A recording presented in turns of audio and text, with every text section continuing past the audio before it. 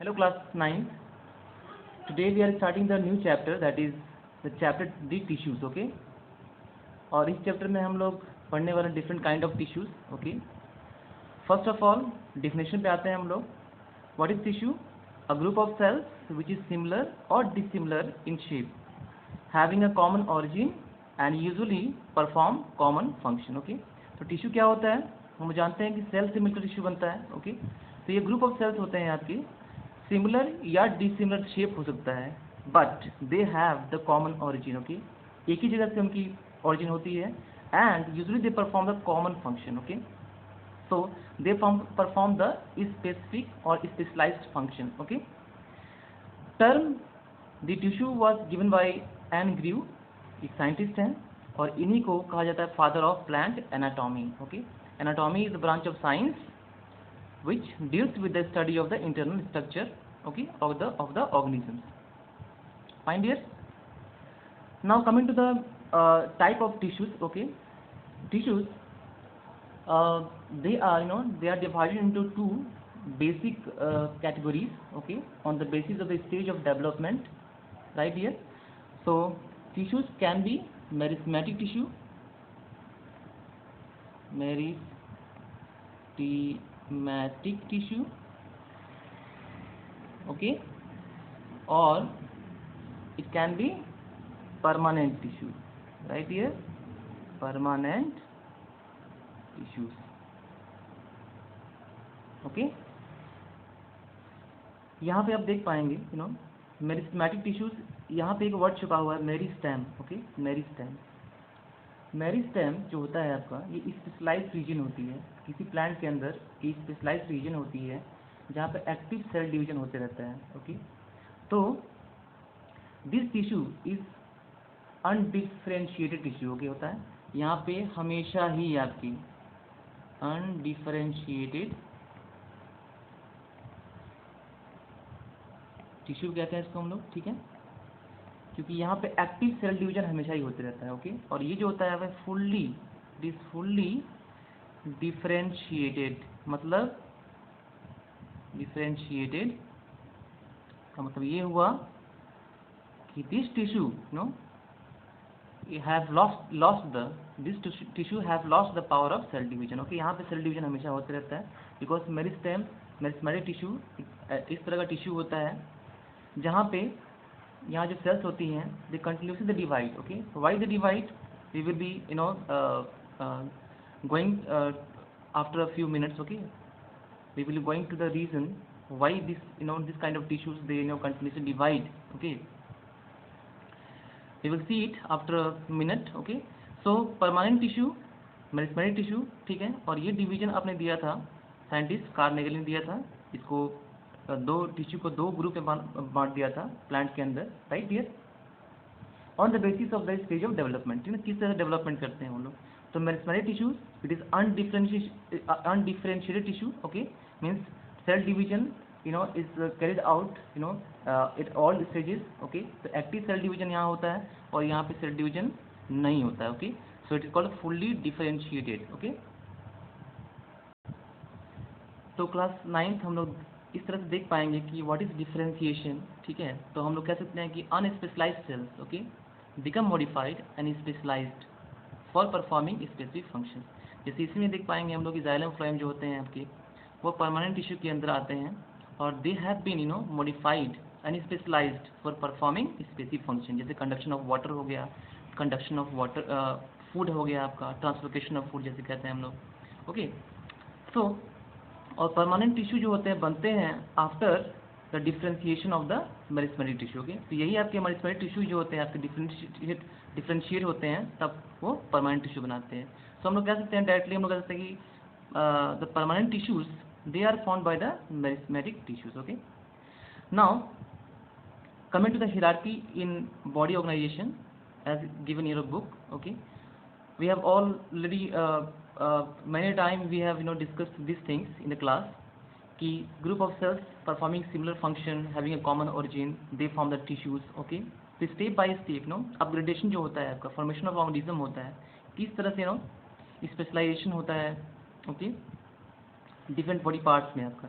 So cells, group of cells performing common, function, having a common origin. Okay, they form the tissues.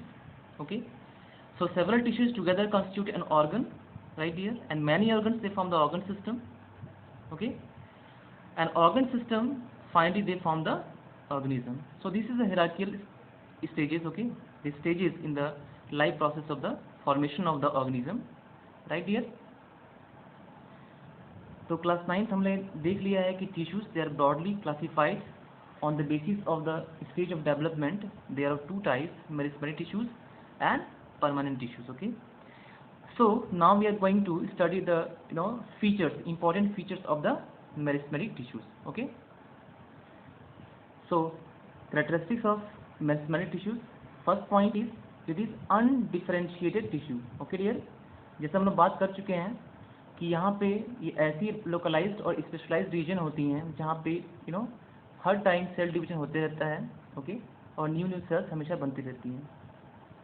So these tissues that are responsible for growth in plants. Okay, and they are mostly present at the growing regions like the tips of the roots and shoots and in stems also. तो cambium formation जो होता है आपका जिसमें आपकी गर्थ पेड़ की जो मोटाई होती है वो बढ़ती है, दैट इज गर्थ. ओके, तो formation increase in the girth, that is the formation of cambium भी आपका इस टिश्यू के पे डिपेंड करता है. So mostly growth in plants जो होता है आपका, प्लांट्स जो होता है हमेशा ही they life long they continues to grow, but in our case in animals the height of the animals is restricted after attaining certain ages, but this is not in the case in plants. Okay, so it is undifferentiated tissue, right here. Second point, these cells are living. जो ये tissue होता है इनमें जो cells होती हैं वो living होती हैं. Okay, next point, this consist of small thin walled cells. Okay, तो सेल वॉल जो होती हैं आपकी, cell wall in this tissues is thin. Okay dear, so cell wall is thin. Next point, shape जो होता है आपका, coming to the shape part. Okay, shape आपका ओवल हो सकता है आपका. तो मैंने कहा था कि सिमिलर और डिसिमिलर इन शेप हो सकते हैं, राइट डियर. डेफिनेशन में बताया था आपको कि शेप जो होगा वो डिफरेंट हो सकता है, सिमिलर हो सकता है और डिसिमिलर भी हो सकता है आपका, राइट डियर. तो ओवल हो सकता है, देन स्फेरिकल हो सकता है, पॉलीगोनल हो सकता है आपका, पॉलीगोनल, राइट, और रेक्टेंगुलर भी हो सकता है आपका, rectangular, right dear. Next point, they are compactly arranged. Okay, and lack intercellular spaces. ठीक है, तो cells are compactly arranged cells, right, and lack intercellular space, right. तो सेल के बीच में suppose that these are sales,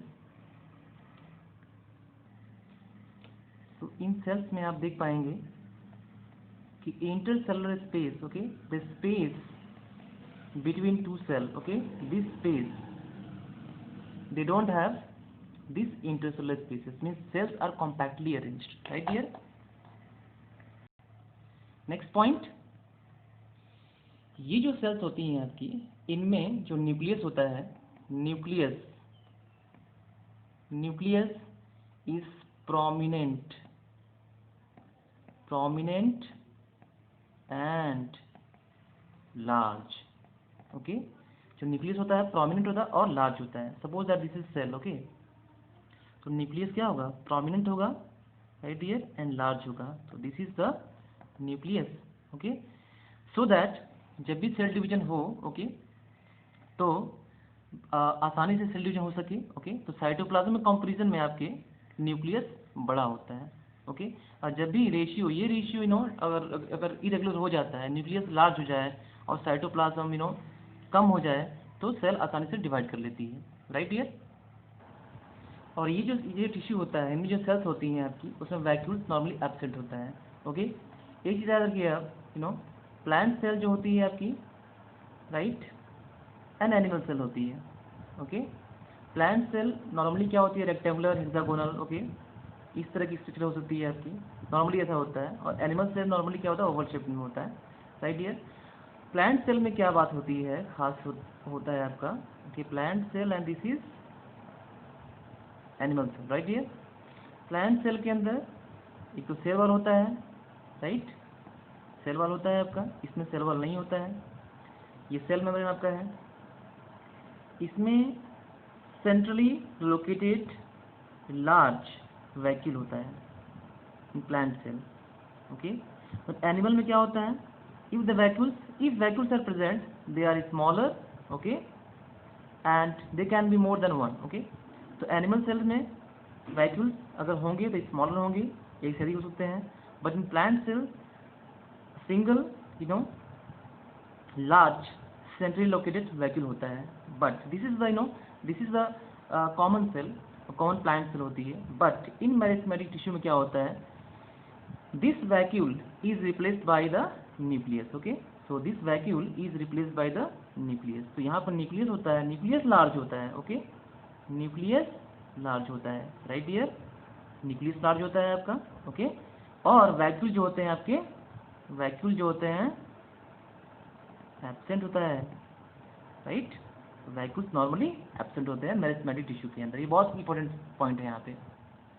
next point आपका है, sales जो होती हैं वो स्मॉल होती हैं और आइसोडायमेट्रिक होती हैं। आइसोडायमेट्रिक मतलब होता है कि आपकी सेम साइड होती हैं सेल्स की, ओके, सेम लेंथ की होती हैं। तो नियर अबाउट सारी की सारी सेल्स जो होती हैं वो इक्वल शेप में ही होती हैं। So class 9th, this is all about your the topic that is tissue. और इसमें हमने कवर किया है आपका term, what is tissue, then term, different terms, then classification of the tissues in plant and characteristic of the meristematic tissue. और next topic जो आ रही है आपकी, वो अगले वीडियो में हम लोग देख पाएंगे, राइट। Thank you.